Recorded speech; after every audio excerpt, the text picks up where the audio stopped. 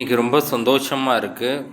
நம்மளோட ஆக்டர் சீமான் சார், அப்புறம் சீமான் நேத்து ஒரு மீட்டிங்ல என்வைரன்மெண்டல் பொல்யூஷன பத்தி பேசியிருக்காரு. ரொம்ப சந்தோஷமா இருக்கு.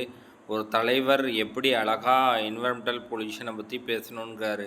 நம்மளோட ஃப்யூச்சர் மனிதனால் ஏற்படுற இந்த பொல்யூஷன வச்சு அதே எப்படிலாம் என்வைரன்மெண்ட் டேமேஜா இருக்கு, பூமி எப்படி சூடாகுது அப்படின்னு ஆக்டர் சீமான் சார் பேசியிருக்காரு.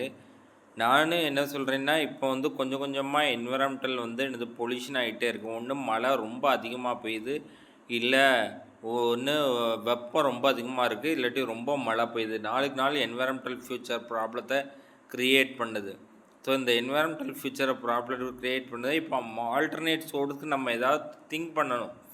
திங்க் பண்ணாமல் இருக்க முடியாது. 825 கோடி மக்கள் இருக்காங்க. எல்லாரோட மக்களுக்கும் அவசியம் இருக்குது. புயல் வரலாம், சூறாவளி வரலாம், சைக்ளோன் வரலாம், கடலால் வீடு அழியலாம். ஸோ அதுக்கு ஆல்டர்னேட்டிவ் ஈத்தாஸ் ரெஸ்டாரண்ட்டு மால்டீவ்ஸில் இருக்குது. அந்த ரெஸ்டாரண்ட்டில் கடலில் அந்த ரெஸ்டாரண்ட் இருக்கேன். நான் சொன்ன ஐடியாவை தான் நான் இந்தியா ஃபுல்லாக கடலில் வீடு கட்டுதல் அப்படிங்கிறத நான் சொல்லுறேன். ஸோ அதை கொஞ்சம் ஹெல்ப் பண்ணுங்கள். என் ப்ராஜெக்ட்டு கொஞ்சம் ட்ரீம் ப்ராஜெக்டாக இருக்குது. அது என்றைக்கு சக்ஸஸ் ஆகும்னு தெரில. என்விரான்மெண்ட் அது தவிர நமக்கு இன்னொரு பெரியவன் நியூக்ளியர் வெப்பன்ஸு, பயோ வாரு, ஆர்டிஃபிஷியல் இன்டெலிஜென்ஸ், ஏஓஇ ரோபோட்ஸு, இதெல்லாம் கொஞ்சம் கொஞ்சமாக நம்ம மனிதனையே இழந்துட்டுருக்கோம். ஸோ இதெல்லாம் ஃப்யூச்சரில் மிகவும் ப்ராப்ளம் க்ரியேட்டர்ஸாக உருவாகும். ஸோ அதுக்கெல்லாம் நம்ம ஸ்டெப்ஸ் எடுக்கும்.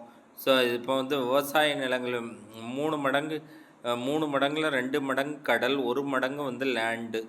அப்போ அந்த அந்த லேண்டில் இருக்க மக்கள் ரொம்ப முக்கியம். மக்களோட உயிர் ரொம்ப முக்கியம்.